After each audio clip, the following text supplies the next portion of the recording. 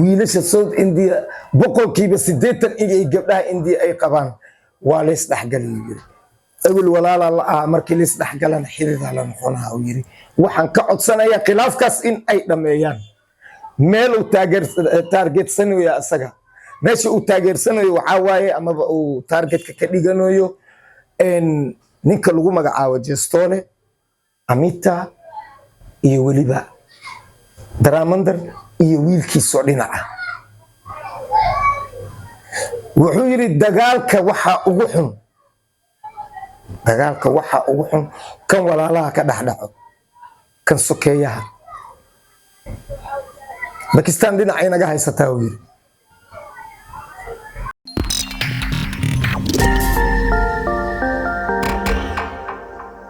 السلام عليكم ورحمة الله وبركاته أصحابتا ومعلن معلن جيكي وإذن له أصحابتي إذا فنسكيga Soomaali weyn iyo muslimiin dhammaan meel walba ay joogan bash barwaaqo dheer iyo cibaado suuban Ilaahu na wada sii gifkeena iyo geerideena Rabbi ha kulmin aamin ya rabbil alamin aamintan waa dhankiinaya watahay waa macalin JK mar kale iyo Shakir official Bollywoodka idinkaga soo qaraabo Bollywoodka iyo Southka way isku dhagan yihiin walow dagaalkan uu ka socdo dhowr meel dagaalka muxuu yahay marka darat waa idin sheegay Salman Khan iyo Arbaz Khan ayaa isku dhaceen xaaska Arbaz Khan oo amar diida sameysay isugu dhaceen oo xurguf kala taagan tahay midda kale NTR iyo Salman Khan xurguf way ka dhaxay jirtay balse hadda heshiis ayaa socdo waxa lagu leeyahay marka directorka Sohail Khan Salman Khan walaalkiisa ayuu saddex dhinac dab ka shiday waa director ninkan waa actor oo comeback soon sameeyay oo filimkiisa hadda asaga laftirkiisa filim wuu wadaa directorna filimka Dabang 4 oo Salman Khan Dabang lagu bartay Mr Dabang oo qaybtiisa afaraad uu sameeyay waa tahay dhankan iyo Southka horta wiilka Arbaz Khan wuxuu ku leeyahay taageero aad u fara badan wuxuu ku leeyahay sumcad sababtoo ah waxay ku leeyihiin waa nin nabadeed haddii actor India ku dhagan tahay haddii actrice India ku dhagan tahay haddaad walaalkiisa ku dhagan tahay in uu waan idin soo dhaxgala moogiyay cid uu garab siinaya male anagana garab nama siiyo dadkaas garab ma siiyo si cadaalad u hadlaa si dhexdhexaad ayuu u hadlaa aad iyo aad u xishmeeyaan xaflad lagu maamuusayay filimaadka ay soo sameysay sanadkan South India xafladaasi xaflad aad u weyn oo international ah ay ahayd invitation ayaa loo geeyay Sohail Khan diyaaradiisa loo geeyay waa la qaaday xafladaas ayuu ka qayb galay marti sharaf lahu ahaa waxa uu jeediyay khudbadiisa marka waxa kamid ahaa wuxuu yiri khilaafka inkastoo markii hore uu badnaa haddana uu soo yaraanayo waxaan labada dhinac ka codsanaa uu yiri khilaafka dhan in ay baabi'iyaan shalay sida India oo dhan il Southka ilaa iyo meel kasta ay hal wada ahaan jirtay in ay wada ahaadaan kuteenka lagu wada yiri social media meel hala dhigo walaala la yahay ehla la yahay qaraaba la yahay waxa laga yaabaa uu boqolkiiba 80 South India gabdhooda in ay India qabaan wiilasha South India boqolkiiba 80 inay gabdhaha India ay qabaan waa la isdhaxgalay yiri awil walaala la ah markii la isdhaxgalan xiriirada la noqonaha uu yiri waxaan ka codsanayaa khilaafkaas in ay dhameeyaan meel uu targetsanayo asaga meesha uu taageersanayo waxa waaye ama uu targetka ka dhiganayo ninka lagu magacaabo Jestole Amita iyo waliba Daraamandar iyo wiilkiisoo dhinaca wuxuu yiri dagaalka waxa ugu xun kan walaalaha ka dhaxdhaco kan sokeeyaha Pakistan dhinaca inaga haysataa uu yiri anaga dabar jarkeena ama macnaa dabar goosmidayna u socotaa anagana hadii aan macnaa isku dhacno oo aan is xifaaltano waxa imaanaysa in laga dhax faa'iideysto shacabka iyo fooridu waxaan ku dhahay irkaas loo saaray waa ku saxan tahay adii marka dabka uu shidaaya idin sheegayo wuxuu yiri meesha waxa fadhi actorka caanka ah NTR lagu magacaabo oo aabiisana actorka ahaan jiray actorkaasuu arkay actorkaasuu yiri run ahaantii filin aad adiga samaysay oo Bollywoodka aad u samaysayaan arkayuu yiri waan fiirsadaa filinkaasi kama dhergo sababtoo ah uu yiri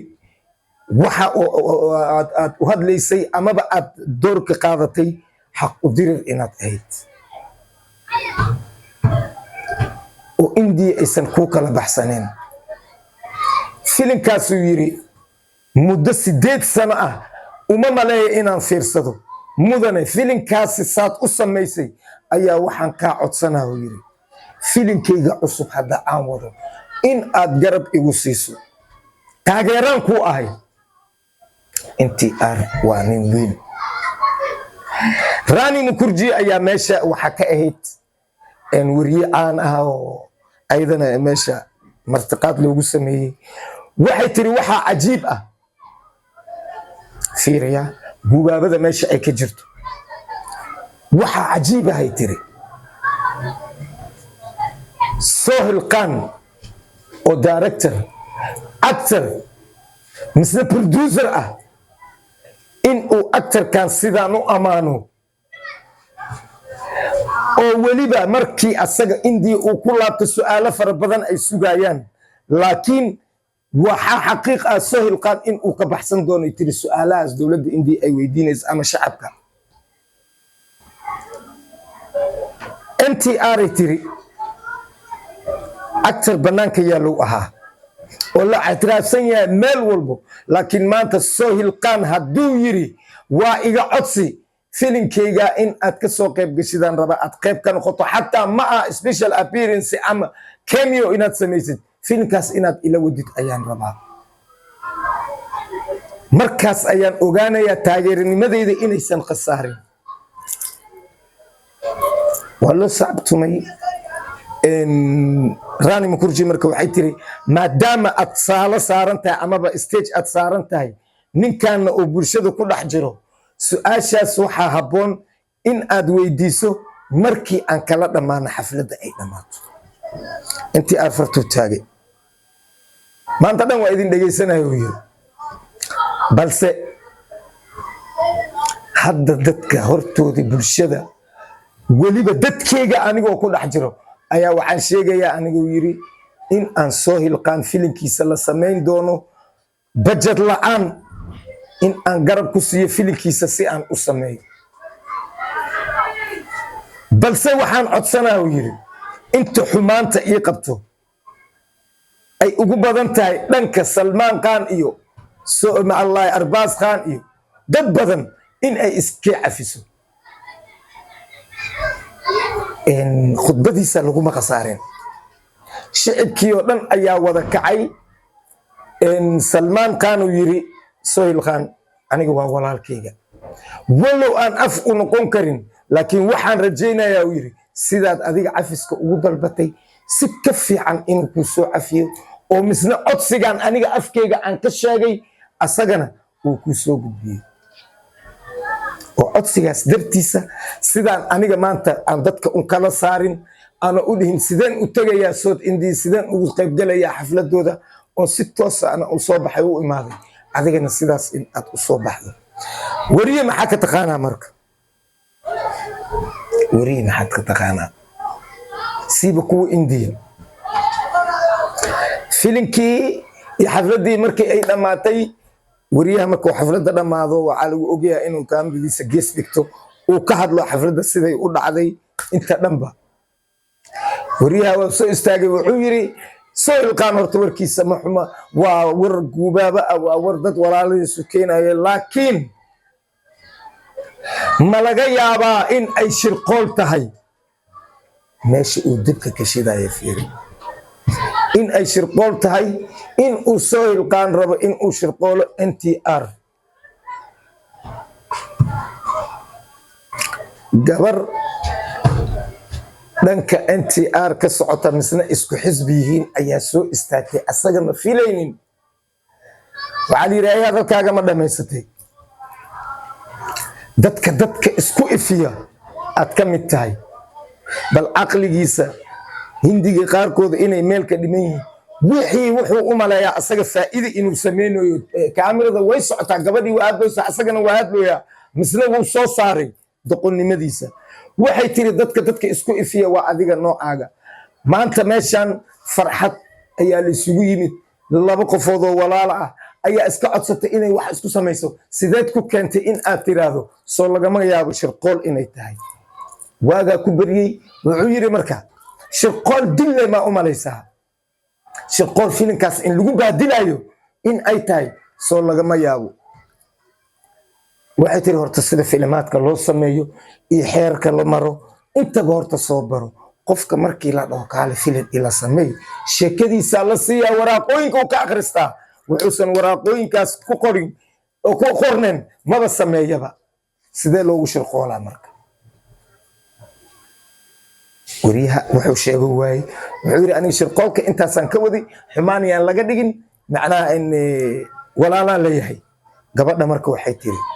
haddii adiga aad tahay wariye, wariynimadaada ku ekaaw, ha isku dayin in aad jinsuuro noqoto, aad wax baarto, amaba macnaha CIA inaad noqoto aad wax baarto. degaa la yidhi saaxib, wowna ku ceeboobi. marka soo hilqaan waxaa laga sugaa asaga iyo NTR filimkiisa cusub inay iska soo wada muuqdaan. wasalaamu calaykum.